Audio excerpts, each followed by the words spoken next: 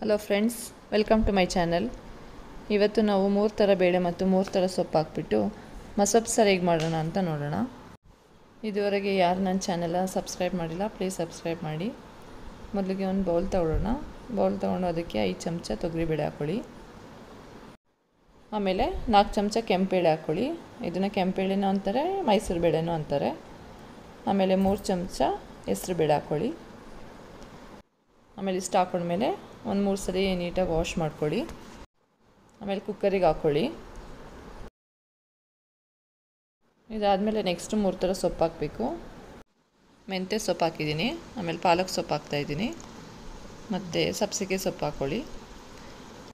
ಇವಾಗ ನಾನು 2 ಈರುಳ್ಳಿ ಕಟ್ ಮಾಡಿದ್ದೀನಿ, 2 ಈರುಳ್ಳಿ ಕಟ್ ಮಾಡಿ ಹಾಕ್ಕೋತಾಯಿದ್ದೀನಿ. ಆಮೇಲೆ 3 ಟೊಮೊಟೊ ಇಡಿಯಾಗಿ ಹಾಕ್ಕೊಳ್ಳಿ.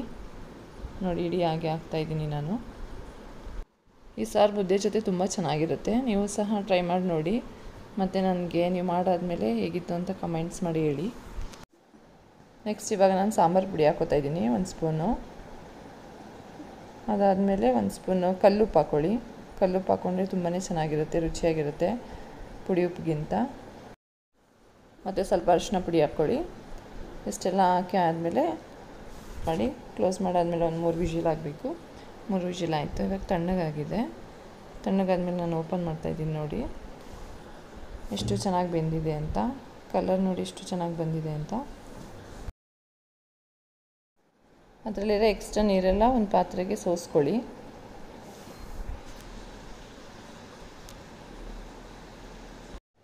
ನೀರೆಲ್ಲ ಕಂಪ್ಲೀಟಾಗಿ ಸೋಸಾದಮೇಲೆ ಒಂದು ಸ್ಮ್ಯಾಶರ್ ತೊಗೊಂಡು ಚೆನ್ನಾಗಿ ಸ್ಮ್ಯಾಶ್ ಮಾಡ್ಕೊಳ್ಳಿ.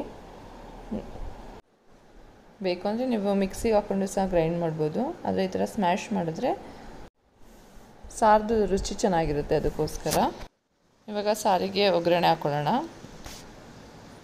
2 ಸ್ಪೂನ್ ಎಣ್ಣೆ ಹಾಕ್ಕೊಳ್ಳಿ. ಎಣ್ಣೆ ಹಾಕ್ಕೊಂಡ್ಮೇಲೆ ಸ್ವಲ್ಪ ಕಾಯೋವರೆಗೂ ವೆಯ್ಟ್ ಮಾಡಿ. ಒಂದು ಸ್ವಲ್ಪ ಕಾಯ್ದಾದ್ಮೇಲೆ ಸ್ವಲ್ಪ ಸಾಸಿವೆ ಹಾಕ್ಕೊಳ್ಳಿ. ಆಮೇಲೆ ಸ್ವಲ್ಪ ಜೀರಿಗೆ ಹಾಕ್ಕೊಳ್ಳಿ.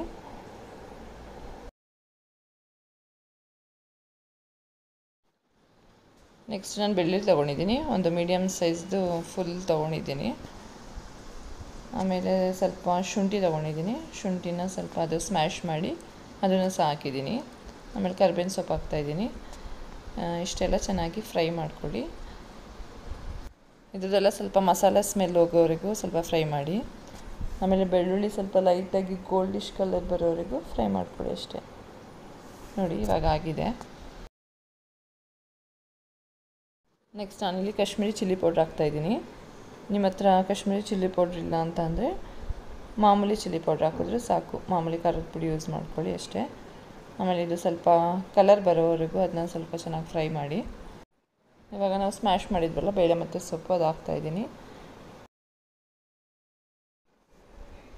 ಇವಾಗ ನಾನು ಅದೇ ಪಾತ್ರೆಗೆ ಸ್ವಲ್ಪ ನೀರು ಹಾಕ್ಬಿಟ್ಟು ಅದನ್ನೇ ನೀರು ಹಾಕ್ತಾಯಿದ್ದೀನಿ.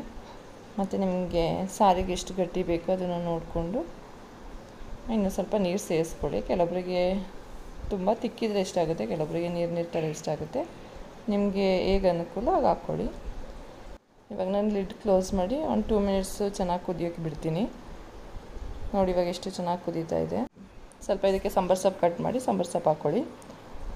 ಒಳ್ಳೆ ಸ್ಮೆಲ್ ಬರ್ತಾಯಿದೆ. ಮುದ್ದೆ ಜೊತೆ ತಿನ್ನೋಕ್ಕೆ ಸೂಪರಾಗಿರುತ್ತೆ. ನೋಡಿ, ಇವಾಗ ನಮ್ಮ ಸೊಪ್ಪು ಸಾರು ರೆಡಿಯಾಗಿದೆ. 3 ಥರ ಬೇಳೆ, 3 ಥರ ಸೊಪ್ಪು ಹಾಕಿ ಎಷ್ಟು ಚೆನ್ನಾಗಿ ಕಾಣ್ತಾ ಇದೆ ನೋಡಿ.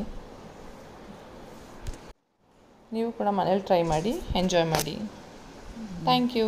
ಈ ರೆಸಿಪಿ ನಿಮ್ಗೆ ಇಷ್ಟ ಆಗಿದ್ದರೆ ನನ್ನ ಚಾನಲ್ನ ಲೈಕ್ ಮಾಡಿ, ಶೇರ್ ಮಾಡಿ, ಸಬ್ಸ್ಕ್ರೈಬ್ ಮಾಡಿ.